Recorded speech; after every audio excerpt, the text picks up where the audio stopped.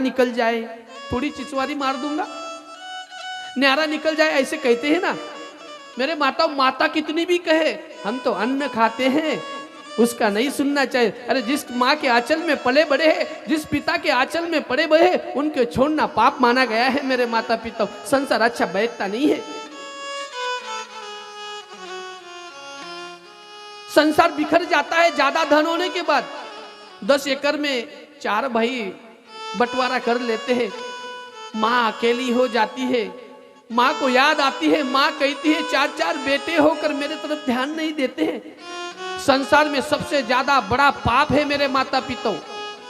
जिसके माँ के और पिता के आंखों से आंसू आते हैं, उसके पुत्र कभी सुखी नहीं रहते। ध्यान में रखना, ये मैं नहीं बताता हूँ, शास्त्र जी बताते हैं मेरे माता पिता। इसलिए हमारे माँ बाप के आंखों से कभी आंसू नहीं निकलने चाहिए।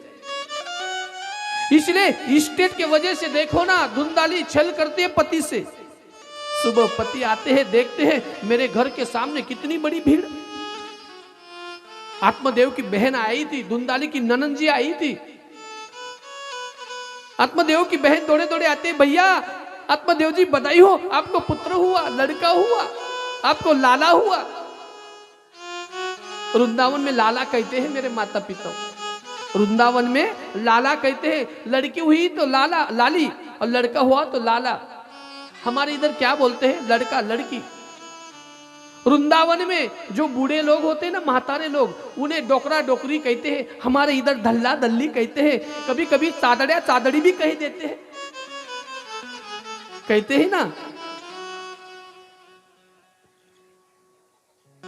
ऐसे ऐसे नाम है हमारे खानदेश में, चादड़िया चादड़ी। ये क्या नाम है क्या? ये सिर्फ खानदेश के लोग ही बोल सकते हैं, अन्यथा ना। आजी बाबा, आई बाबा, ऐसे मेरे माता पिता। धुंधाली कहते नाथ हमें पुत्र हुआ, आत्मदेव खुश हो गए। लेकिन मेरे माता पिता कुछ दिनों के बाद आत्मदेव के घर में जो गौ माता थी, सुबह सुबह गौ माता प्रस्तुत हो जाती है। सुबह सुबह आत्मदेव गौशाला में जाते हैं, देखते हैं चमत्कार। गौ माता वहां एक छोटे से नन्हे से बच्चों को जन्म देते ही चाट रही थी। आत्मदेव कहते हैं मेरी गौ माता ने एक पुत्र को जन्म दिया। मेरे माता पिता, संत का फल देखो, संत का प्रसाद का फल कितना बड़ा मीठा होता है। गौ माता ने एक पुत्र को जन्म दिया, सारा शरीर मानव जैसा, एक कान गाय जैसे। जैसे आत्मदेव उसे उठाते हैं और उसका पवित्र ऐसा नाम रखते हैं, उसका नाम है गोकर्ण। बोलिए गोकर्ण भगवान की जय। गौ माता के पेट से संसार में 2 ही ऐसी महालक्ष्मी है, एक आप जैसी महालक्ष्मी और दूसरी है गौ माता। 9 महीने 9 दिन के बाद प्रस्तुत होती है जगत में।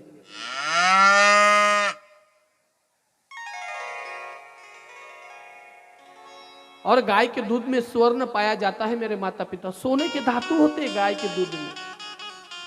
जैसे उठाते हैं गोकर्ण रखते हैं, घर में दौड़े दौड़े जाते हैं, देख धुंधाली हमारी गौ माता ने भी पुत्र दिया। धुंधाली तो बेहोश होने लगी, हे राम इस गाय को तो मैंने ही फल खिलाया था, पति को कैसे बताओ। राम राम, मुझसे बड़ा अनर्थ हो गया। कितना तेजस्विनी पुत्र है, साक्षात श्री हरि नारायण के अवतार थे गोकर्ण महाराज। मेरे माता पिता गाय के पेट से जन्म लेते हैं गोकर्ण जी। वहां धुंधाकारी माफ करना, धुंधाली का पुत्र यानी उसकी बहन का पुत्र आत्मदेव को नहीं पता था, खुद धुंधाली को पता था। एक ब्राह्मण देवता को बुलाते हैं, दोनों को एक जगह पर बैठकर उनका नामकरण किया जाता है। बड़ा लड़का जो था, जो उसकी बहन का लड़का था, ब्राह्मण देवता कहते हैं आत्मदेव आपका नाम आत्मदेव है तो इसका नाम आत्माराम हम रखते हैं। उतने में लाल पीली गुस्से से कहती है धुंधाली, नाना आपके नाम के ऊपर मेरा पुत्र का नाम नहीं होगा, आपने एक गौ का पुत्र का नाम रख दिया ना गोकर्ण, यही बहुत है। मेरे पुत्र का नाम मेरे नाम के ऊपर होना चाहिए। आत्मदेव सात्विक थे, ठीक है तू जैसे कहेंगे वैसा मान लेंगे। बोल नाम क्या रखे? मेरा नाम धुंधाली है तो मेरे पुत्र का नाम धुंधकारी होना चाहिए। ये धुंधकारी बड़ी विचित्र कहानी है मेरे माता पिता। जो शराब पीते हैं उन्हें ही पता है धुंधाली क्या होती है, धुंधकार क्या होता है। धुंधकारी नाम रखते हैं उसका पुत्र का। और ये गोकर्ण, गोकर्ण महाराज बचपन से सात्विक भगवान वैष्णव थे मेरे माता पिता। धीरे धीरे दिन बीतने लगे, बड़े होने लगे। गोकर्ण महाराज बोलने लगे, पिताजी मुझे इस संसार में मन नहीं लगता है, मुझे किसी बाबा वैरागी के आश्रम पर आध्यात्मिक पढ़ने के लिए भेज दीजिए। आत्मदेव भेज देते हैं बाहर, भगवत की भक्ति के लिए भेज देते हैं। लेकिन यहाँ लाड़ प्यार से धुंधाली का जो लड़का था, उसकी बहन का लड़का लाड़ प्यार से बड़ा हो रहा था। मेरी माताएं देखो ना, कितना लाड़ प्यार करती है नातू के ऊपर, लड़के के ऊपर। ऐसा लगता है तो क्या करूं क्या करूं। घर के बाहर गया तो खाना खाती नहीं है, इतना प्रेम पुत्रों के ऊपर। आपका दोष नहीं है, आपकी माया का दोष है, माया है। आप सबके हृदय में माया बैठी है मेरे माता पिता। जब मेरी माताएं है ना, छोटा सा नन्ना सा बच्चा होता है ना, उसको ही पता है 9 दिन 9 महीने की पीड़ा क्या होती है। उसको ही वात्सल्य कहा जाता है, उसे ही मातृत्व कहा जाता है मेरे माता पिता। मातृत्व ही सबसे महान है। बेटा जब जन्म लेता है, उसे बुखार आने लगा तो मां रात्रि रात्रि जागरण करती है। और वही बेटा बड़ा होकर शराबी निकल जाती है तो उस माँ के आंखों से आंसू बहते हैं। रड़ते थी आई, घड़ा घड़ा रडते माय बापू। जर तिच्या बाळाला जर ताप आला ना, रात्र रात्र जागरण करते ती म्हणजे आई। बाळ जर उन्हातून जात असेल ना, स्वतःच्या डोक्यावरचा पदर काढते आणि माझ्या लेकराला ऊन लागू नये म्हणून स्वतःचा पदर टाकते, ती म्हणजे आई। आणि त्या आईच्या मुलाने जर दारू पिली, त्या आईच्या मुलाने जर काही जीवनामध्ये अस्तव्यस्त घटना केल्या आणि तो जर मरून गेला, तर त्या आईला व त्या आईच्या काळजाला किती ठेच पोचतात याचा विचार तरुणांनी केला पाहिजे। रात्र रात्र जागरण करते, रात्र रात्र जागरण करते। त्याला जर झोप लागली नाही तर आईलाही झोप लागत नाही। माझ्या बाळाला झोप लागत नाही, माझ्या बाळाला काय झालं, ती बिखरून जाते। काय झालं माझ्या सोन्याला, काय झालं माझ्या तान्याला, दवाखान्यात घेऊन जाते। रात्र रात्र जागरण करते। ती म्हणजे जगाची जननी म्हणजे आई। आईची बरोबरी संसारामध्ये कोणी करणार नाही। लक्षात ठेवा माई बाप हो, सकाळी सूर्य उगतो, संध्याकाळी अस्त होतो, हे सर्वांना माहिती आहे। पण एकदा माती आड गेलेली आई, माती आड गेलेला बाप तुम्हा आम्हाला जीवनात कधीच परत मिळणार नाही। त्या आई बापाची कदर करा माई बाप हो, कदर करा। स्वामी तिने जगाचा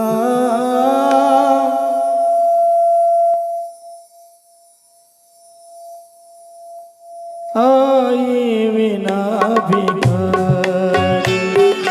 स्वामी तिने जगाचा आई विना भिकारी। स्वामी तिने जगाचा आई विना भिकारी। स्वामी तिने जगाचा आई विना भिकारी। स्वामी तिने जगाचा आई विना भिकारी। स्वामी तिने जगाचा आई विना भिकारी। स्वामी तिने जगाचा आई विना भिकारी। स्वामी तिने जगाचा आई विना भिकारी। आई विना भिकारी, आई विना भिकारी। जय हो। आई विना भिकारी।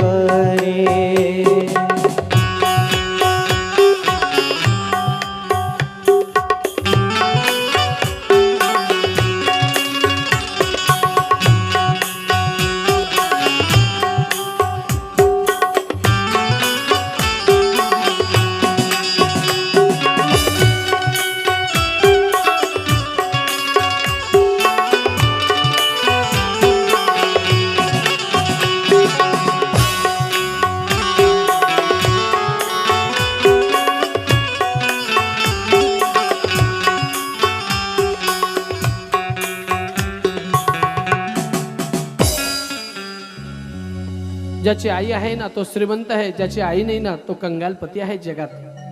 माझी आई सुद्धा 1.5 वर्षापूर्वी मला सोडून गेली मायबाप, चालता बोलता गेली।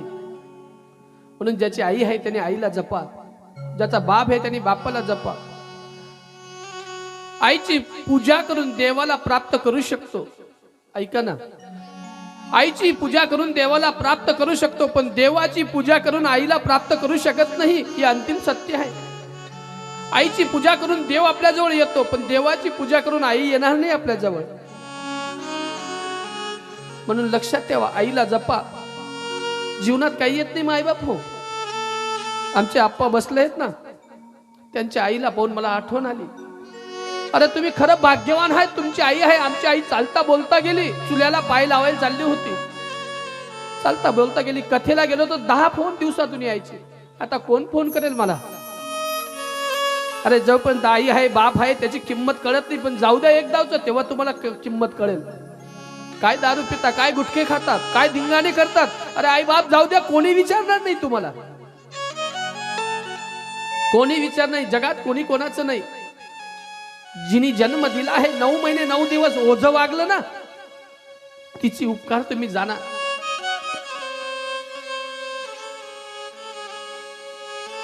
धुंदाली खूप खुश होती, मला मुलगा झाला, लाड प्यार करायला लागली। इतना अपने पुत्र के ऊपर प्रेम करती है कि मानो जगत में कोई इतना प्रेम नहीं करता था। लाड प्यार का पुत्र, जो मांगती थी देती थी धुंदाली। इसलिए मेरे माताओं, पुत्रों के ऊपर ज्यादा लाड़ प्यार करना भी पाप है, संस्कार नहीं है। इसलिए संसार में माँ जो है ना, वो वात्सल्य की मूर्ति है, वात्सल्य की मूर्त है, भगवान की मूर्त है। भगवान कृष्ण यही कहकर गए हैं गीता में कि जो माँ की भक्ति करता है, माँ की पूजा करता है, माँ के वात्सल्य भाव से सेवा करता है, उसके लिए भगवान दौड़े दौड़े आते हैं मेरे माता पिता। इसलिए धुंदाली है ना, अपने पुत्र को लाड प्यार से बड़ा करने लगी, लेकिन धुंदाली नास्तिक निकला मेरे माता पिता। विकार बढ़ने लगे, बचपन से शराब जुआ खेलने लगा, तामसी अन्न ग्रहण करने लगा धुंदाली का पुत्र। धुंदाली कहते हैं राम ये ऐसा कैसे पुत्र है? जैसे बड़ा हो गया, जवान हो गया, माता पिता को ही सताने लगा।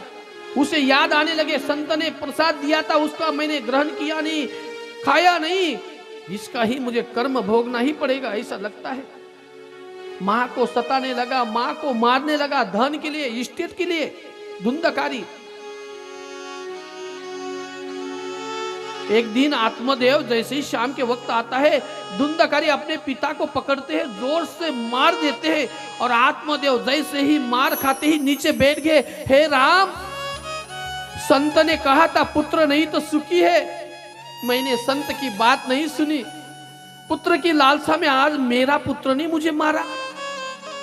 आत्मदेव को पता नहीं था ये मेरा पुत्र है, वो तो उसकी बहन की जो बहन थी, उनकी पत्नी की जो बहन थी, साली बोलते हैं हमारी भाषा में, उसका पुत्र था। आत्मदेव को पता नहीं था। आत्मदेव कहते ये मेरी पाप की ही सजा है, मैंने संत को सताया, संत को कहा मुझे प्रसाद दो।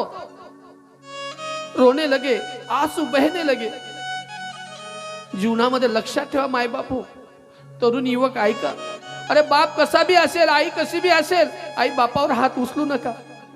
अरे ज्या मुलाने आपल्या बापावर हात उचलला त्या दिवशी त्याचा ढण रचलं जातं, लक्षात ठेवा, त्याची अंतयात्रा निघते। म्हणून बापा कसाही बाप असेल त्या बापावर हात उचलू नका।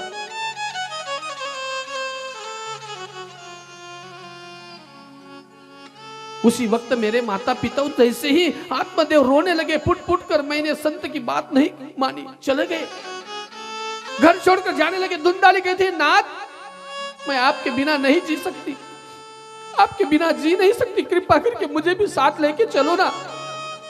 मेरे माता पिता, पति और पत्नी एक दूसरे के पूरक होते हैं। नवरा जर बायकोला सोडून गेला, बायकोचा संसार चालत नाही, आणि बायको जर नवऱ्याला सोडून गेली तर नवऱ्याचा संसार चालत नाही। म्हणजे सांगायचं तात्पर्य, रथ असतो ना, गाडं असतं, गाडी असते, एक चाक भी पंक्चर झालं तर गाडी पुढे चालत नाही माय बापू। चालत नाही, गाडी पुढे चालूच शकत नाही. एखाद्या वेळेस जर नवरा मरून गेला, एखादा तरुण मातेचा नवरा जर मेला तर जीवनाचा अर्थ तिचा सुटतो. आणि एखाद्या पुरुषाची बायको जर निघून गेली, त्या पुरुषाचा संसार चालू शकत नाही. मायबाप हो, रथाचे दोन चाक भक्कम असले पाहिजे संसारामध्ये. अरे रथाचे चाक भक्कम नसतील, त्या संसाराचा अर्थ उरत नाही. मायबाप हो, लक्षात ठेवा. संसार जर पुढे घेऊन जायचा असेल तर नवऱ्याला व नवऱ्याच्या खांद्याला खांद्या लावून जी माता नवऱ्याला साथ देते, तिचा संसार सुखात होतो. पण जी माता नवरा 10 रुपये कमवत असेल आणि 5 रुपये उडवत असेल, त्या मातेचा संसार होत नाही. मायबाप हो, लक्षात ठेवा. जर 5 किलो तेल जर तुम्ही घरात आणत असाल, नवरा 5 किलो तेल आणत असाल, आणि ते जर महिन्याभर पुरण्याची तुमच्यामध्ये धमक असेल, आणि तेच जर तुमचं 10 दिवसात सरत असेल, तर तुमचा संसार चालू शकत नाही. तेच तेल महिनाभर जर तुम्ही वापरलं, तुमचा संसार सुखात झाल्याशिवाय राहणार नाही. मायबाप, संसाराचा हा रथ आहे, आणि या संसाराच्या रथामध्ये जर बायको नवरा जर निघून गेला ना, संसार व्यस्त होऊन जातो, संसारामध्ये चित लागत नाही. एक वेळेस भगवान वाल्मिक तमसा नदीच्या तटावर आंघोळला गेले. आंघोळला गेल्यानंतर तिथं हंस होते. एक हंस आणि त्याची बायको हंसिनी, दोघं नवरा बायको, दोन्ही पक्षी त्या पाण्यामध्ये विहार करत होते, आंघोळ करत होते, एकमेकांना आलिंगन देत होते. आणि त्या ठिकाणी भगवान वाल्मिकजी पाहत होते, किती सुंदर जोडा आहे यांचा, किती सुंदर पक्षी आहे. जगातला सुंदर पक्षी हंस आहे. माय बापू, त्यांचे डोळे या जगात कोणाचेच डोळे नाही, एवढे हंसचे डोळे सुंदर असतात. पाण्याच्या बिंबापणे प्रमाणे त्यांचे डोळे असतात. किती सुंदर जोडप हे. आंघोळ करत होते आणि त्या रास्त्याने, त्या मार्गाने एक शिकारी आला, आणि त्या शिकाऱ्याने त्या 2 पक्ष्यांना पाहिलं, आणि त्या ठिकाणी त्यांनी बाण सोडला, आणि त्या नर हंसला लागला, आणि तो नर हंस गतप्राण झाला. वाल्मिकी ऋषी पाहत होते, विटंबना पहा. हे देवा, हे राम, हे प्रभू, ही तुझी जगत. दोघं हंसांचा जोडा बिछडला. नवरा मेला, तिचा पती गेला. बिछड़ गयो रे 2 हंसों का जोड़ा बिछड़ गयो. अर्थात नवरा जर मेला तर बायकोला किंमत उरत नाही, आणि बायको मेली तर नवऱ्यालाही किंमत उरत नाही जगात. मायबाप हो, लक्षात ठेवा. म्हणून संसारामध्ये चाक आपलं भक्कम असलं पाहिजे तरच संसार चालतो, अन्यथा चालत नाही. प्रेम से बोलो राधे राधे. आत्मदेव रोने लगे, लेकिन धुंधाली कहते नाहत मुझे आने दो ना आपके साथ. आत्मदेव कहते हैं, जीवन में अकेला आया है, अकेला ही जाना पड़ता है, तू मेरे साथ नहीं आ सकती है. जिस चौखट में, जिस बंगले के, माफ करना, जिस घर को देखकर आनंदित होता था, वही आत्मदेव अपनी चौखट को नमन कर कर चला गया. हे वास्तु देवता, आज तक आपके इस पवित्र नगरी में रहा, आज से तुम्हारा और मेरा संबंध कोई नहीं है. जन्म जन्म के संबंध टूट जाएंगे. अभी आत्महत्या कर लेता हूं. चल पड़े आत्महत्या करने के लिए. धुंधाली रोने लगी, पछतावा आने लगी. मेरी बहन का लड़का नहीं लेता तो आज ये विपत्ति हमारे ऊपर नहीं आती. रास्ते में विचार करते हैं, आत्महत्या करना पाप है. आत्मदेव अपने आत्मा से कहते हैं, अपने हंस से कहते हैं, अपने हंस को कहते हैं, चल रे हंस अमर लोक, यहाँ ना तेरा, यहाँ ना कोई मेरा. चल हंस, अमर लोक हमें जाना है, यहाँ कोई हमारा नहीं है भैया. चल रे हंस अमर लोक, चल रे हंस अमर लोक, चल रे हंस अमर लोक, चलो रे हंस अमर लोक, चल रे हंस अमर लोक, चल रे हंस अमर लोक, चलो रे हंस अमर लोक, चलो रे हंस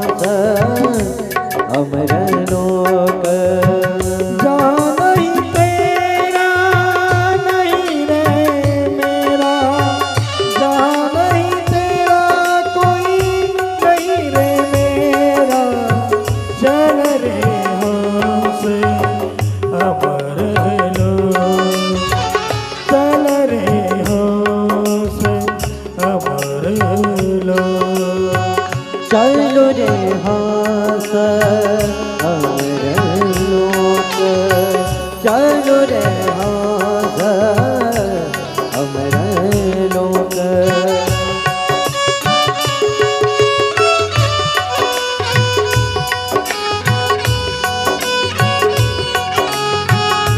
जय हो राघव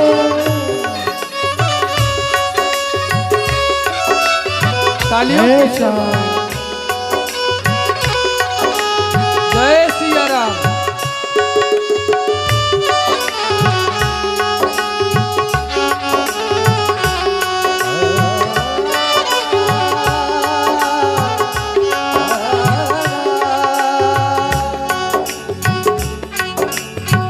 जहाँ घुट घुट करे नहीं रहना चाहिए यहाँ घुट घुट करे नहीं रहना चाहिए नहीं कुछ मेरा नहीं कुछ तेरा नहीं कुछ तेरा नहीं कुछ मेरा चल रे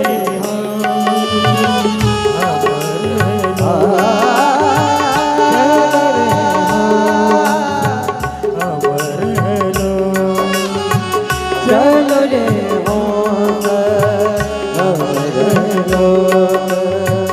चल रे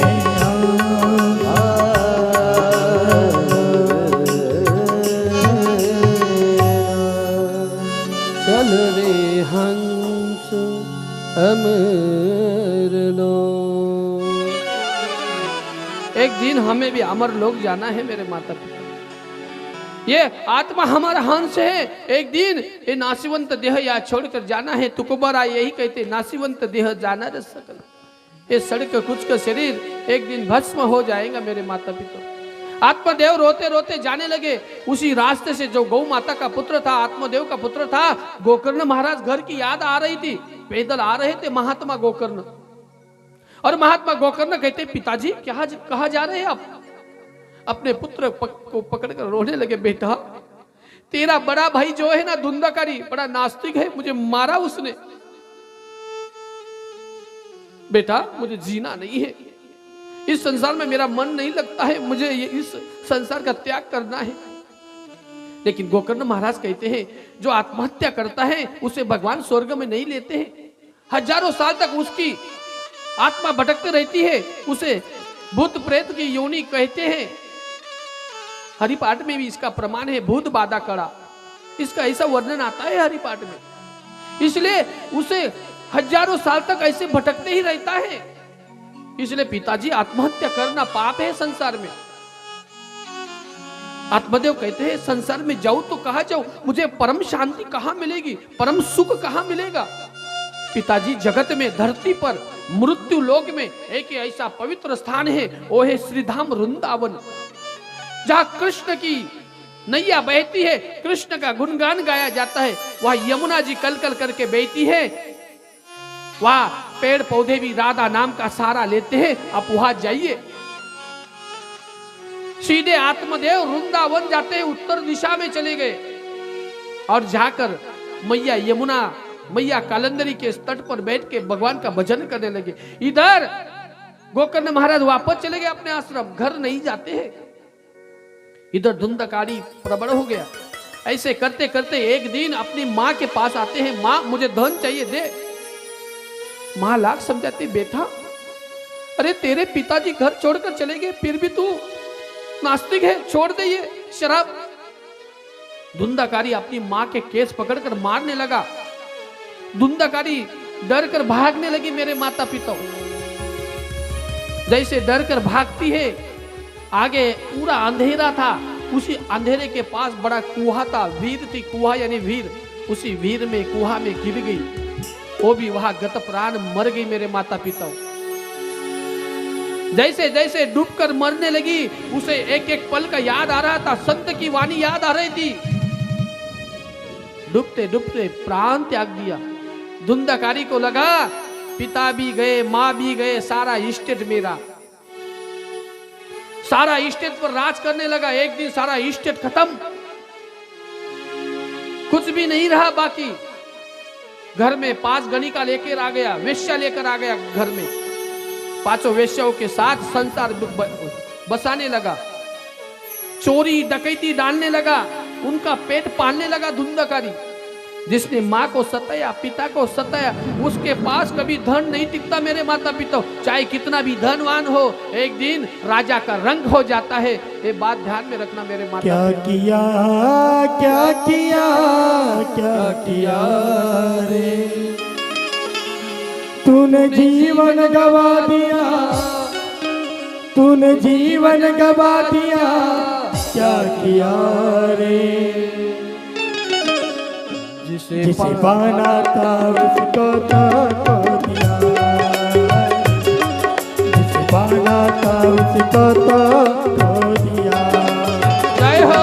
क्या किया क्या किया क्या किया रे, क्या किया क्या किया क्या किया रे। तूने जीवन गवा दिया, तूने जीवन गवा दिया, क्या किया रे। जय हो। मुझको तो खो दिया रे, जिसे पाना था मुझको तो खो दिया।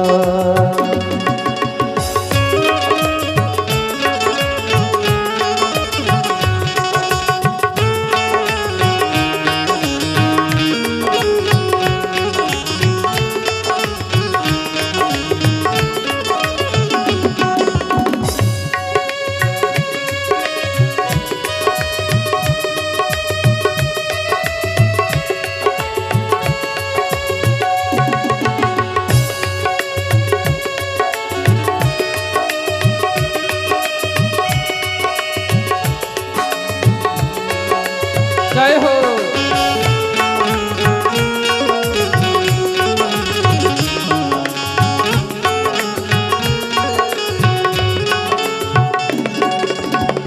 अमृत छोड़ा पीता शराब रे, भगवान के नाम को तू भूल गया रे। अमृत छोड़ा पीता शराब रे, भगवान के नाम को भूल गया। अर्जुन जीवन गवा दिया, जय हो। अर्जुन जीवन गवा दिया, क्या किया रे। पाना था उसको तो खो दिया, पाना था उसको तो खो दिया। क्या किया क्या किया क्या किया रे, क्या किया क्या किया क्या किया रे। तूने जीवन गवा दिया, तूने जीवन गवा दिया, क्या किया रे। पाना था मुझको तो खो दिया, जिसे पाना था मुझको तो खो दिया। जिसे पाना था उसको तो खो दिया, जिसे पाना था मुझको तो खो दिया।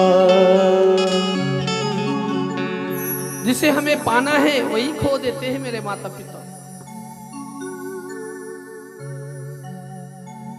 5 वेश्या को घर में लाकर बिठा दिया, मानो एक दिन 10 पीढ़ी बैठकर खाएंगी, इतनी चोरी कर कर लाता है धुंधकारी। ज्यादा धन भी घातक होता है मेरे माता पिता। इसलिए मेरी माताओं, अभी 8 दिन हुए हैं, 7-8 दिन भी नहीं हुए, हमारे गांव से कम 15 किलोमीटर के अंतर पर नई नई घटना हुई है। ज्यादा सोना पहनना भी घातक है। मालेगांव तालुका में एक घटना हुई है, सोने के वजह से उस महिला का खून हो गया मेरे माता पिता। इसलिए धुंधाकारी इतना धन लेकर आता है, इतना धन लेकर आता है, 5 वेश्याओं की बुद्धि भ्रष्ट हो गई। 5 वेश्या कहती है, बेना इतना धन ये कहां से लाया होगा, किसी राजा के घर से लाया होगा। तो राजा को पता चला तो हमें भी इसके साथ फांसी दे देंगे, क्या किया जाए। 5 वेश्या विचार करती है, बेना इस सारे धन को हम लेकर रफूचक्कर भाग जाएंगे और इसे मार डालेंगे। जैसी करनी वैसी भरनी। देखो नियति कैसा खेल खेलती है। नियति किसी को छोड़ती नहीं मेरे माता पिता। नियति ऐसे है ना जगत में, ये नियति निसर्ग बोलते हैं हम। ये निसर्ग अच्छे अच्छे को भी राजा का रंग का राजा बनाने का काम नियति में होता है। पांचों वेश्या विचार करते हैं शाम के वक्त जब शराब पीकर आएगा इसे पकड़कर हम बांध देंगे रस्सी से और इसकी हत्या कर देंगे।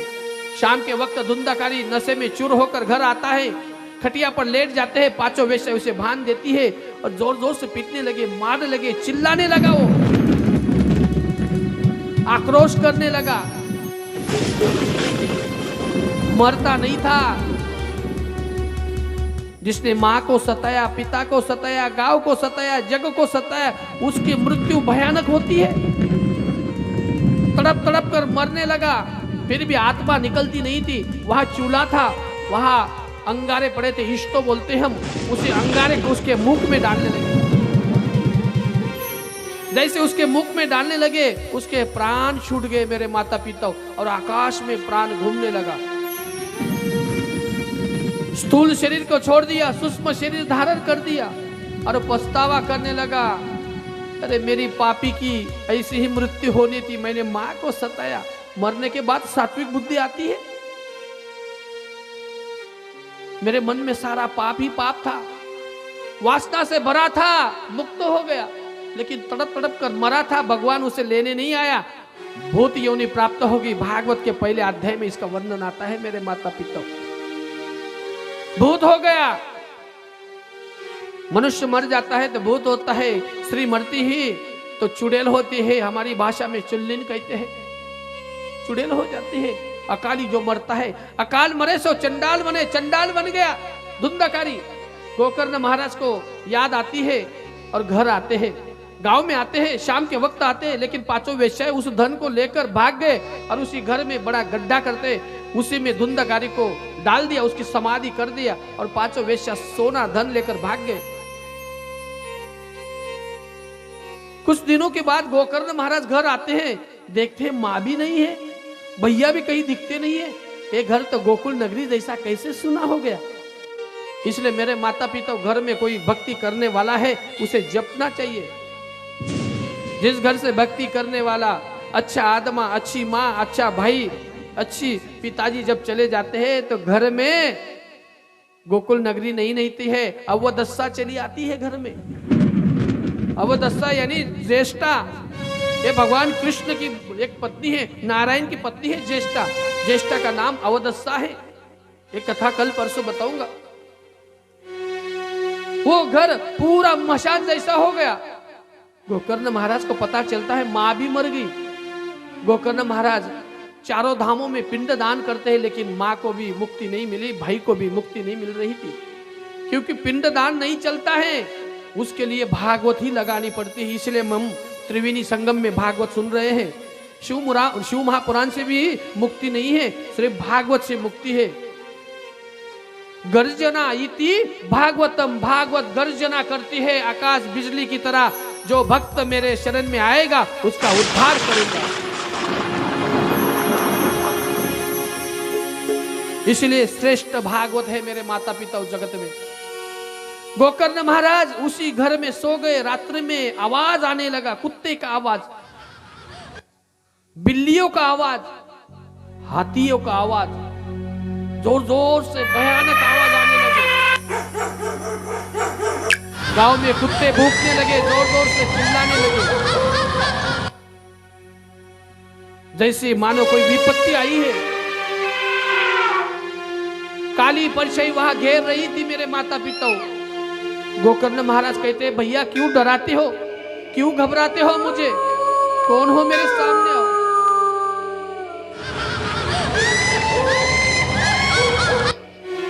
मेरे सामने आओ। लेकिन गोकर्ण महाराज जी के पास पवित्र जल था। काली परछाई खड़ी हो गई, जोर जोर से काली परछाई में से आवाज आ रही थी।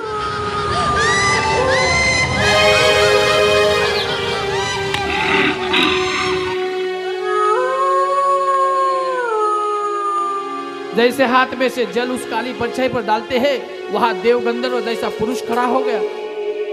माफ करना, काली परछाई में से काला पुरुष खड़ा हो गया। काला पुरुष था। भैया कौन हो? गोकर्ण महाराज पूछते हैं। हाथ जोड़कर कहते हैं, भैया गोकर्ण जी, ए महात्मा, मैं तुम्हारा बड़ा भाई धुंधकारी हूं। मैंने पिता को सताया, माँ को मार डाला। अरे मुझे 5 वेश्याओं ने इसी घर में समाधि दे दी है। मेरी आत्मा भटक रही है। मुझे मुक्ति का कोई उपाय तो शोधो। मेरी मुक्ति का उपाय तो बताओ ना कहीं तो। गोकर्ण महाराज कहते हैं, भैया फिलहाल आप यहां से चले जाइए, मैं सुबह देखता हूं उपाय। कौन सा ऐसा उपाय है मुझे ढूंढना पड़ेगा, शोधना पड़ेगा तुम्हारी मुक्ति के लिए। परछाई लुप्त हो गई, आवाज बंद हो गई, शांतता हो गई। गोकर्ण महाराज विचार करने लगे, क्या करूं मेरे भाई के लिए? इस जगत में कौन सा ऐसा पर्याय है उसे मुक्ति मिले? मेरे माता पिता सुबह सुबह तुंगभद्र नाम की नदी में जाते हैं, स्नान करते हैं, हाथ में जल पानी आचमन लेते हैं और नारायण को करते हैं, नारायण प्रभु, हे सबको उठाने वाले, सबको कर्म के माध्यम से आप कर्म कराते रहते हैं, हे नारायण, सबके हृदय में उजाला देते हैं, हे नारायण, कृपा करके मेरा भाई मेरी मां अकाली मर गए हैं, तो उनकी मुक्ति के लिए कोई तो उपाय बताओ। साक्षात गोकर्ण महाराज के सामने भगवान सूर्यदेव आकर खड़े हो गए। पुत्र, तुम्हारा भाई मर गया है, मां मर गई है। बोले हाँ गुरुवर्य, कृपा करके मुझे मार्गदर्शन कीजिए ना, मेरे भाई और मेरी मां का कैसे उद्धार होगा? सूर्य देवता कहते हैं, तुझे तेरे गांव में भागवत लगानी पड़ेगी। गोकर्ण महाराज कहते हैं, भागवत? ये भागवत का अध्ययन तो मुझे पता नहीं है, मैंने पढ़ी है लेकिन 4 लोगों के सामने कभी मैंने बोली नहीं है, कैसे बताऊं, कैसे सुनाऊं? भगवान सूर्य देवता उनके मस्तक पर हाथ रखते हैं, वरद हस्त रखते हैं, आज के बाद तू भागवताचार्य बन जाएगा, ये मेरा आशीर्वाद है पुत्र तुझे। सूर्य देवता जैसे ही मस्तक पर हाथ रखते हैं और कहते हैं, ये भागवत 12 स्कंद 335 अध्याय 18,000 श्लोकों का वर्णन है। लोगों के सामने हृदय में रामकृष्ण बैठ जाए, ऐसी भागवत सुनाओ, तुम्हारी भाई और तुम्हारे मां को मुक्ति मिल जाएगी। सूर्य देवता के चरण स्पर्श करते हैं। सूर्य देवता अपने हाथ से एक ऐसी पवित्र लकड़ी का निर्माण करते हैं। वही लकड़ी आपके सामने है मेरे माता पिता। ये बांस की लकड़ी भगवान सूर्य नारायण के अंग के घाम से उत्पन्न हुआ ये बांस है मेरे माता पिता।